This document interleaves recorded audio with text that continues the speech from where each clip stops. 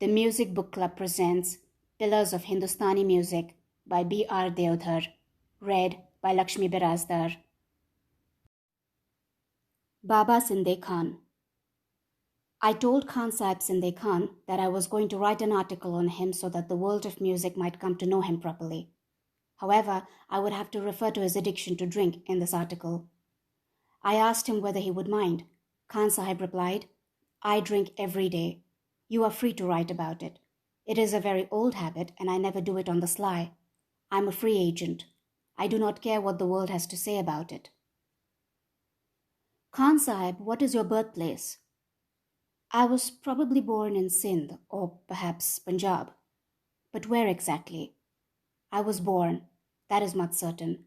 Perhaps in Punjab, in Sindh, maybe, but you are quite certain that you were born, are you not?" Khan Sahib laughed uproariously at my question and said, "I am an illiterate, ignorant person. Why do you make fun of me? My father never told me where I was born, and it did not occur to me to ask him in his lifetime." The foregoing dialogue gives some indication of Khan Sahib's nature. He was independent and lived his own life. He could not care less about popular values or beliefs. In June 1918, I joined Gandharva Mahavidyalaya as a student. Our college was located in an impressive building on Sandhurst Road. On the ground floor, there was a maker of musical instruments and a large shop in which musical instruments were on sale.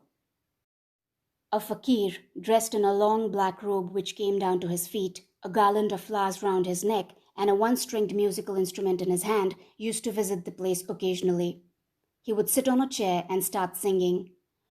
Compositions prepared by Pandit Bhatkhande to illustrate the characteristics of individual ragas were very popular at the time. The fakir would sing 3 or 4 of these illustrative compositions, then burst into a demoniacal laughter. After this, he would sing several vintage bandishes, inquire about Panditji's health, and go the way he came. None of us knew the fakir's name, who he was, or where he lived. We used to call him the Mad Fakir. Some used to jeer at him, but since they talked in Marathi, the fakir never caught on. He felt pleased whenever we sat down and listened to him quietly. He had a powerful, well-trained voice, and the quality of his bandishes and the way he sang them were exceptionally fine. Everybody in our college had noticed that. It was 1919. We were all feverishly engaged in making preparations for that year's music conference. Pandit Balakrishna Bua was expected to preside over the conference. Having finished the day's chores, some of us had come to the shop downstairs for a chat. Just then, we saw the fakir in the doorway. My companions were all excited by the prospect of entertainment. Everybody urged him to sing, and he was quick to oblige us. The boys indulged in raucous laughter and began to make fun of him. Unknown to us, Pandit Vishnu Digambar, our principal, had come downstairs. He overheard our loud laughter and the fakir singing and entered the shop. He reprimanded all of us and said, "Khan Sahib is the son of a famous musician in Sindh. He himself is a great artist and his name is Sinde Khan. You must show proper respect to him and never make fun of him again." Having said this, Panditji took a chair, inquired after Sinde Khan, and asked him to sing bandish after bandish from different ragas. Then he gave some money to Khan Sahib and the latter went his way. I felt very unhappy that in my ignorance I had treated a great artist so badly. After this incident, I always treated him with respect. Pandit Balakrishna Bua was in Bombay. As he was not feeling well, he was resting in a room on the 3rd floor of the building. Khan Sahib Sinde Khan came to the college to inquire after Balakrishna Bua. We told the latter about Khan Sahib's arrival. He said, "Bring him up," and we did. Khan Sahib entered Balakrishna Bua's room and started introducing himself. "I am Amir Khan's son, Sinde Khan."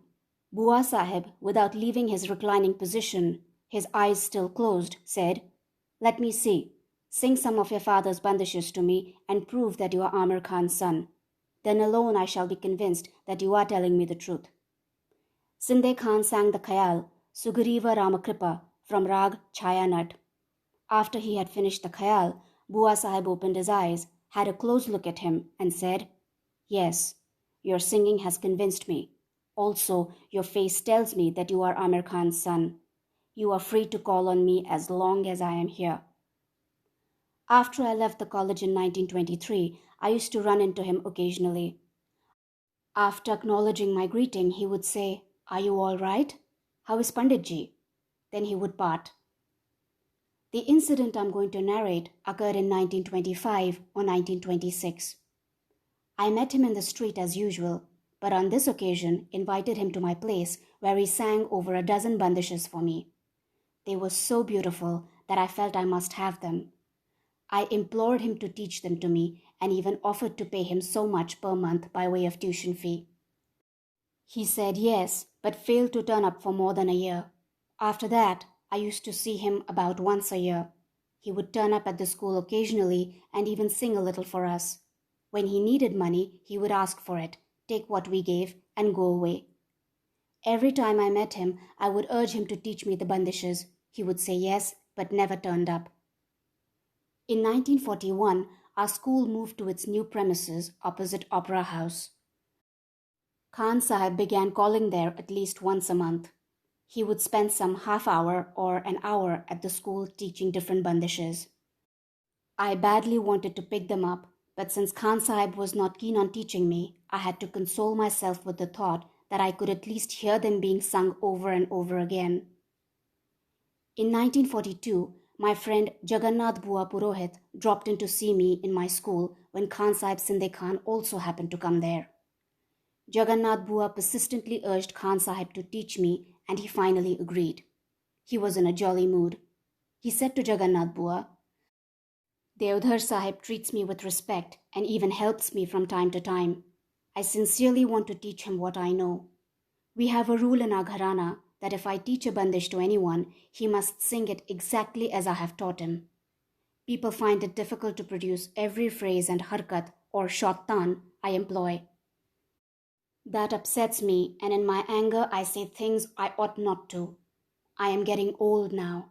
I have crossed 60. I just do not have the strength left in me to train my disciples as I should have liked to. That is why these days I do not bother to teach anyone.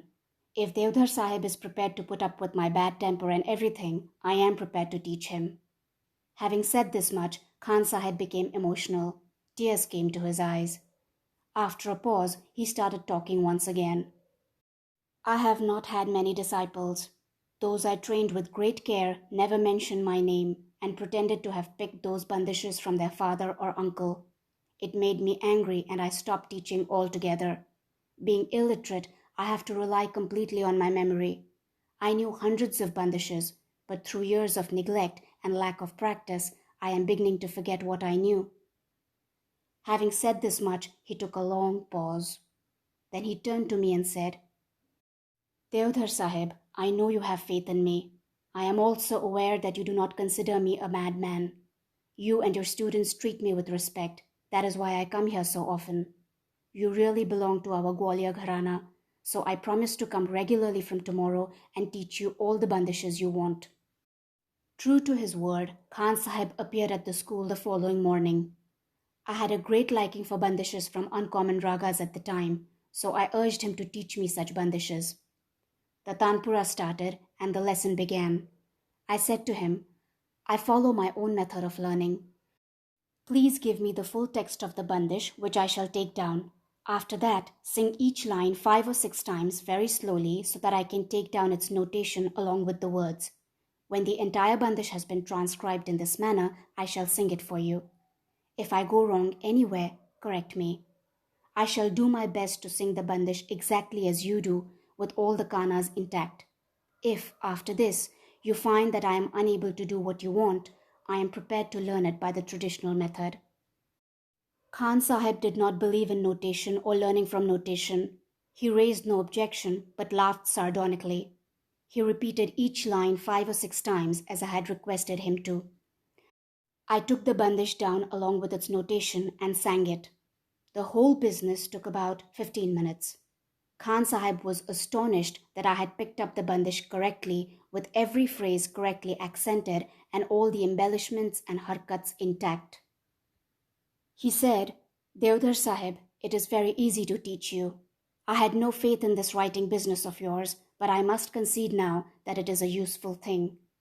Where we take weeks to pick up such bandishes, you educated people can learn it in a matter of minutes.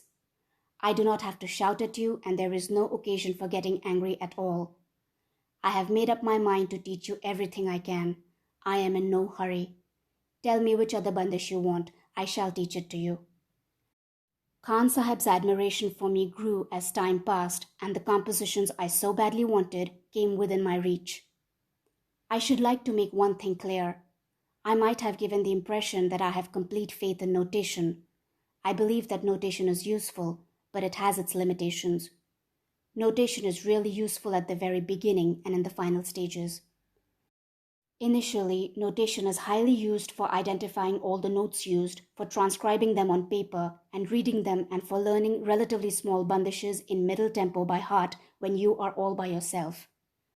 But when one gets onto the stage, one has to place greater reliance on the sounds emitted by the Guru's vocal cords and what registers on one's ears. The precise notes used along with the kanas used, bearing, smartness and volume, all these must be learnt direct from the Guru. When I was a student, I had to learn khayals from notation, so I was able to do it quite well. But when learning a bandish by heart from notation, one has to pay a great deal of attention to the underlying beats and their divisions, which inevitably makes one neglect the words and letters of the bandish.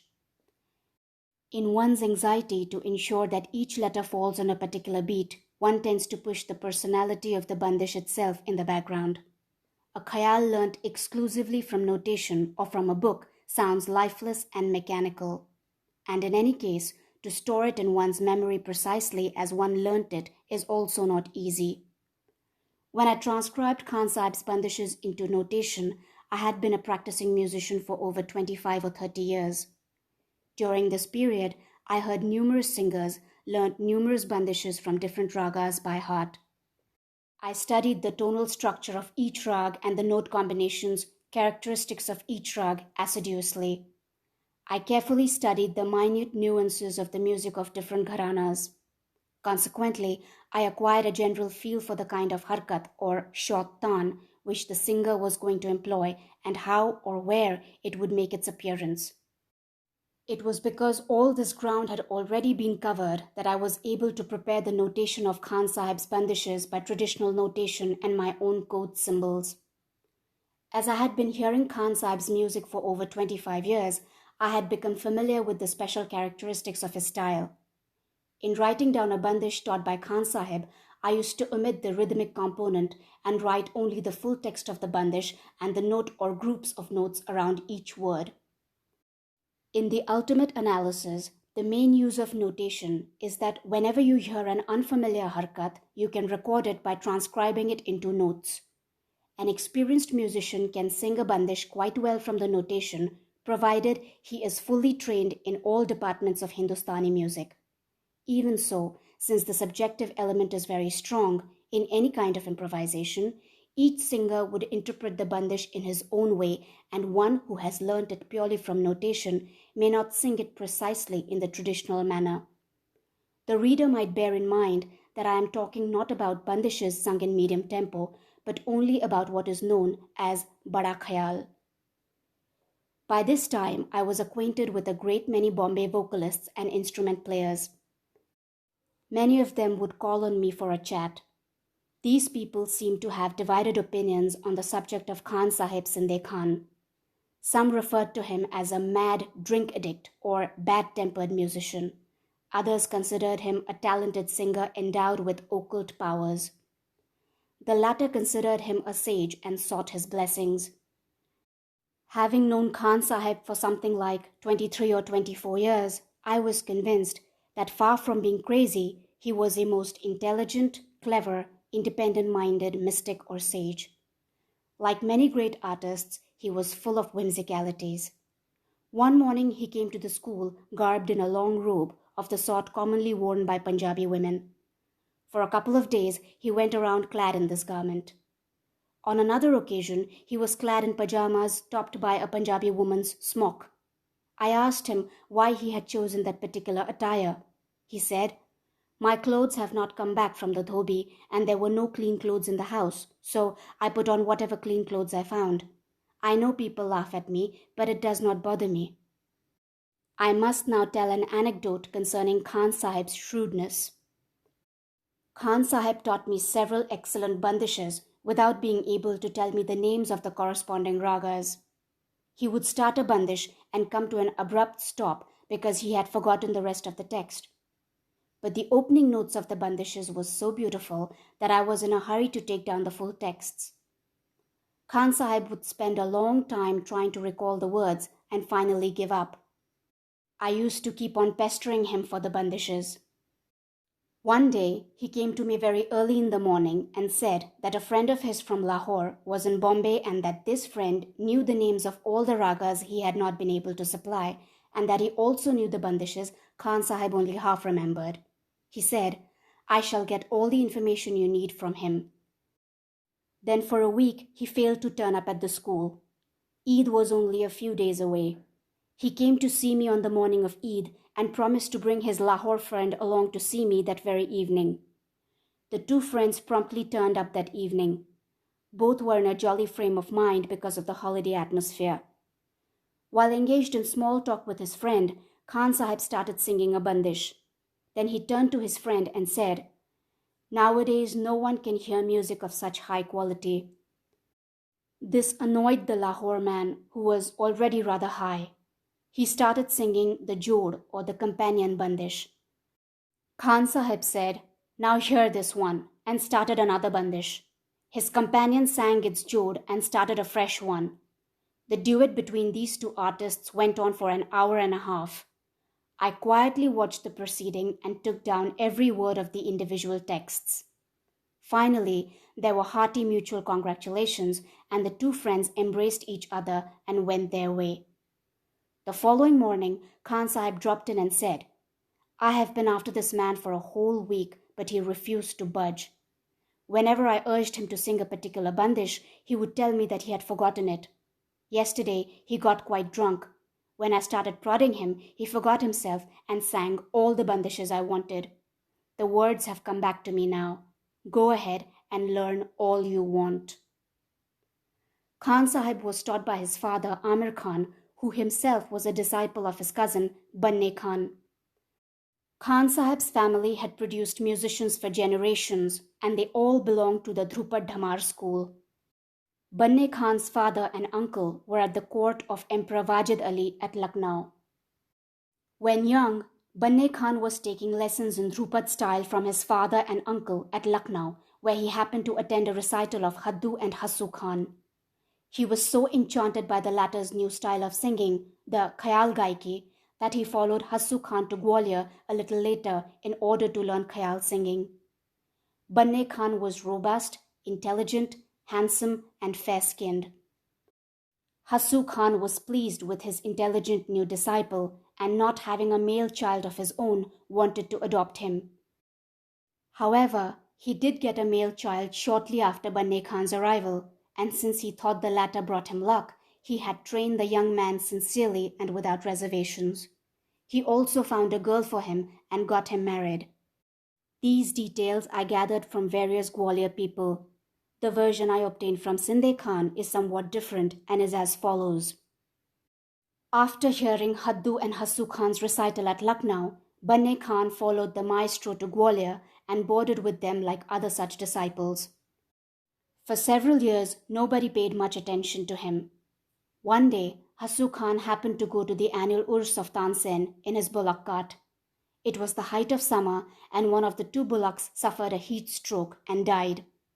Banne Khan, who happened to be close by, was ordered to procure another bullock from the village. Banne Khan humbly replied, "Ustad ji, here standing before you is a bullock kept by you. Why do you need another?"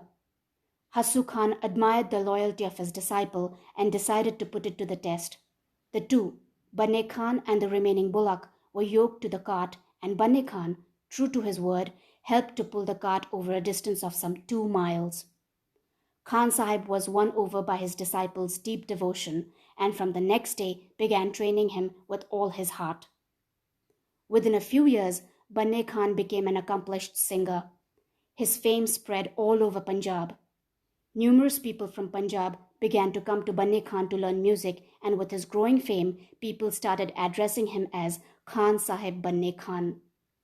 He came to be widely recognized as a very accomplished singer. Later, he was appointed a state singer at the Nizam's court on a pay of 300 rupees per month and spent the rest of his life there. As I said earlier, Amir Khan was Banne Khan's cousin, that is, maternal uncle's son. After Banne Khan had accepted Amir Khan formally as his disciple, or a black thread pupil, he taught him everything he knew with great affection.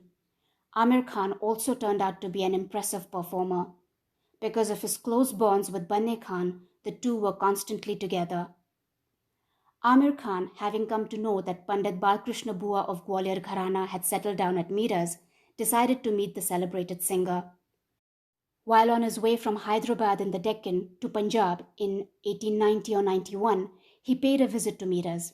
He was at Meerut for about 6 months, during which time, as Sinde Khan used to tell me, he taught 20 to 25 Astai Antaras to Balkrishna Bua's pupils at the old man's bidding.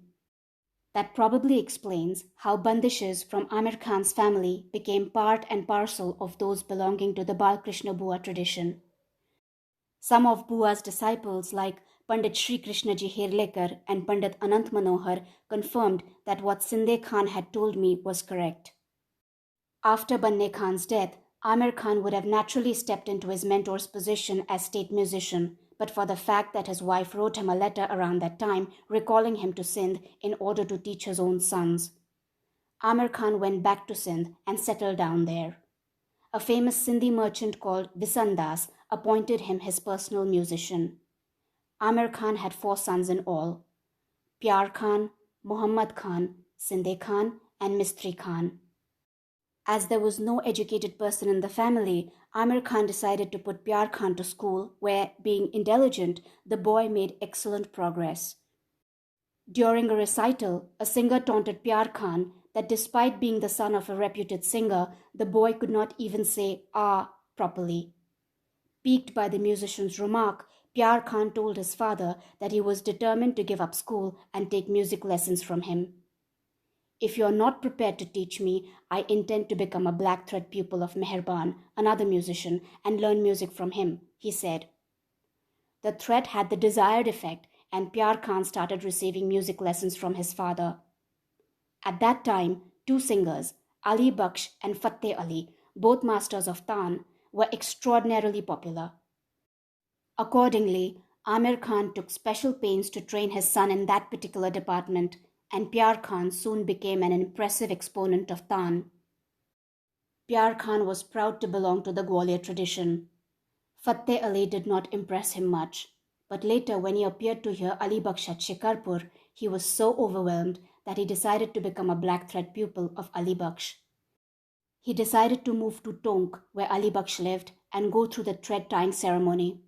He was shrewd enough to guess that his father was going to oppose his plan tooth and nail. So he told Amir Khan that he was going on a visit to his hometown in Punjab, but went straight to Tonk, where Khan Sahib Ali Baksh agreed to take him as a pupil and started giving him lessons. Although the name Aliya Fattu seems to evoke a single person, it actually refers to 2 musicians, Aliya and Fattu. It is commonly believed that the 2 were brothers, but Sinde Khan used to tell me that it was not so. The 2 received music lessons together and always gave joint recitals. Fateh Ali served as a musician in Patiala state. Ali Baksh lived at Tonk. On one occasion, Ali Baksh attended a mehfil along with the famous sarangi player Miraj Khan.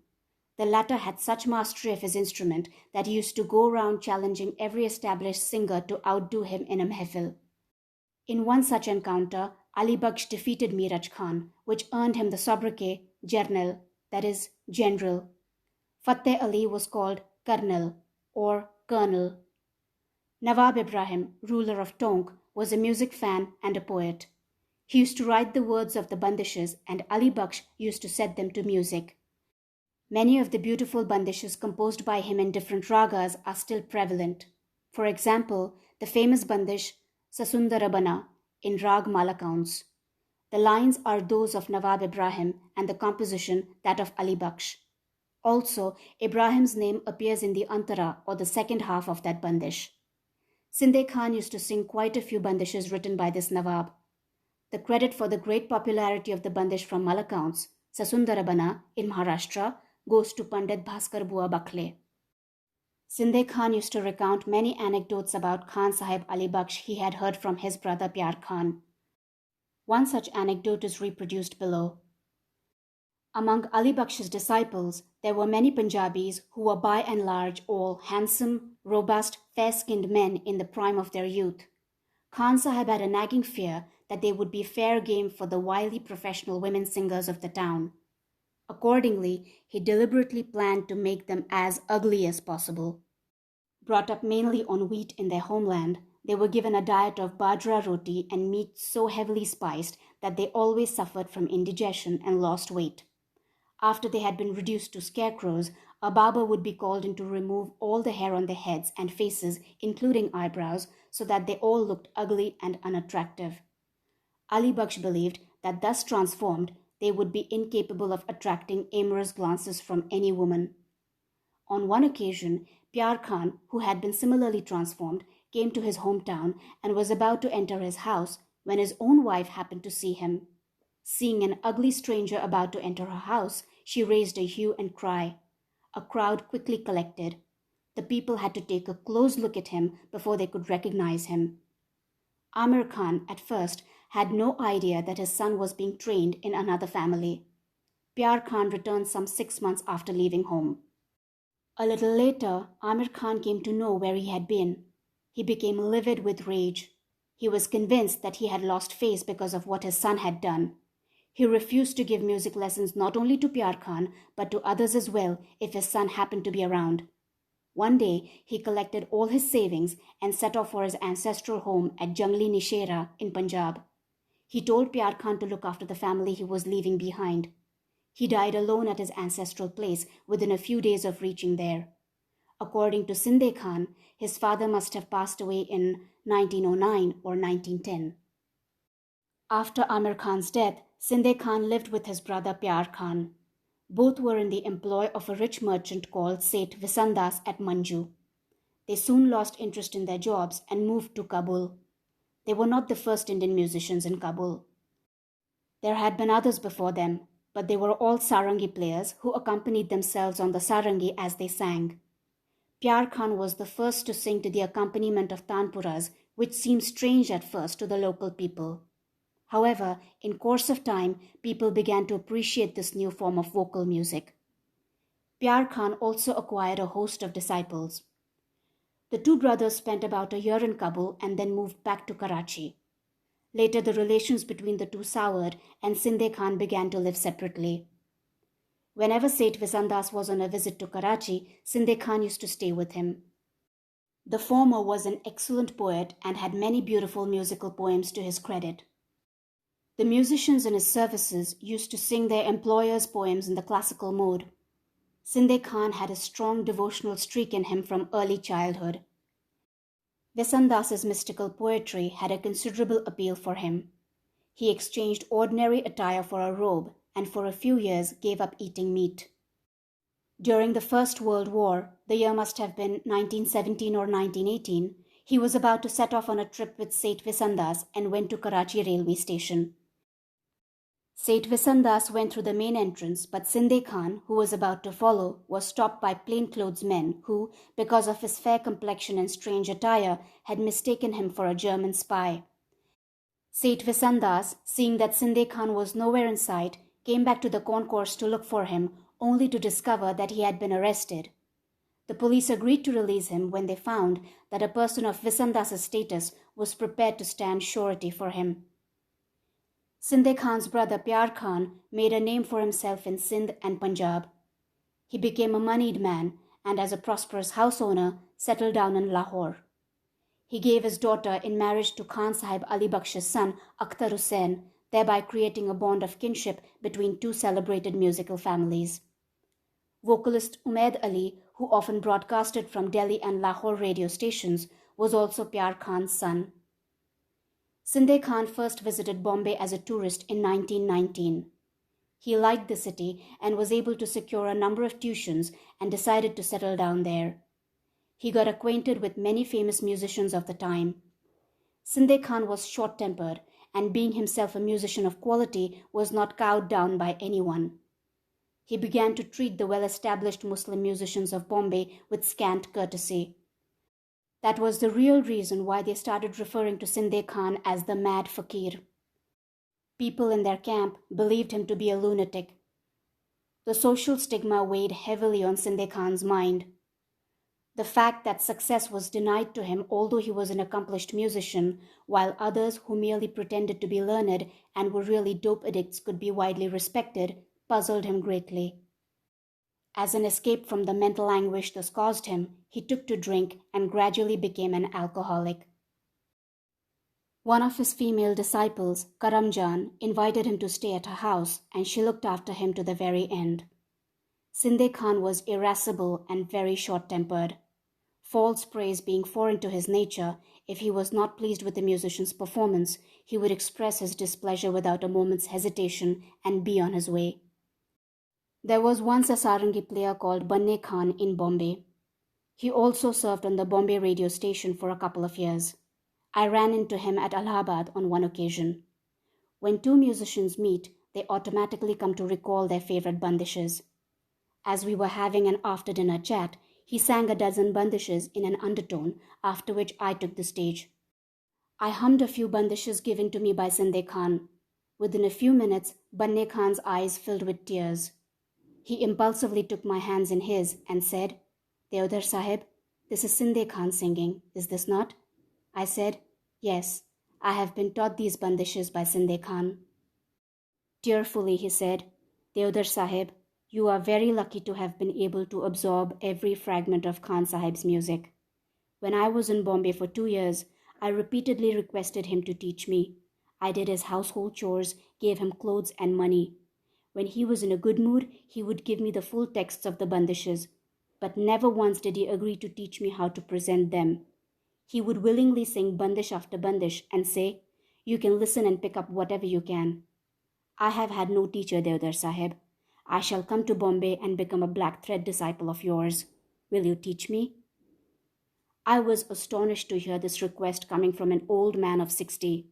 I said, "What do you find in Sinde Khan's music that it should attract you to this extent? You have an ample supply of bandishes already. Why are you so determined to add to them?" Banne Khan replied, "I agree that Sinde Khan was not a great mehfil singer and not a great exponent of tans. But no one can outdo him in the matter of building up a bandish. His powerful layakari, his use of kanas, his characteristic manner of arriving at the psalm with particular syllables, the understanding with which he matched his choice of notes with the meaning of the words he was vocalizing. I am fascinated by all these qualities. I do not care so much for the bandishes themselves. What I want is a special skill in building up the bandishes, and I want to be able to do the layakari as skillfully as he does." Khan Sahib never sang in mehfils in Bombay. He used to give public recitals when he lived in Sindh. Those who heard him in mehfils say that even when Khan Sahib took the stage following a particularly impressive fast-paced singer, he would sing a few bandishes and by his beautiful alapi completely efface the impression created by the preceding performer. He was invariably acknowledged as the star of the mehfil. Because of his close association with Pyar Khan, he was able to collect many bandishes belonging to the Patiala Gharana, and consciously or unconsciously, he picked up some of the characteristics of the Patiala style too. His original style, the Gwalior style, thereby became noticeably colorful. In his youth, Khan Sahib had hundreds of bandishes in his repertoire. Later, when he came to Bombay and his established rivals deliberately launched a campaign of calumny against him, they nicknamed him Madcap Fakir, he became dispirited. Having discovered that he was not a particularly respected figure in the world of music, he neglected to keep what he knew in good shape by constant practice and revision. Consequently, hundreds of bandishes were effaced from his memory. Once he accepted me as a close friend, he not only taught me what readily came to his mind, but made a special effort to recall whatever he could, and when once forgotten bandishes came to his mind, he taught me those as well, unreservedly. Khan Sahib Bade Ghulam Ali Khan thought highly of Sinde Khan.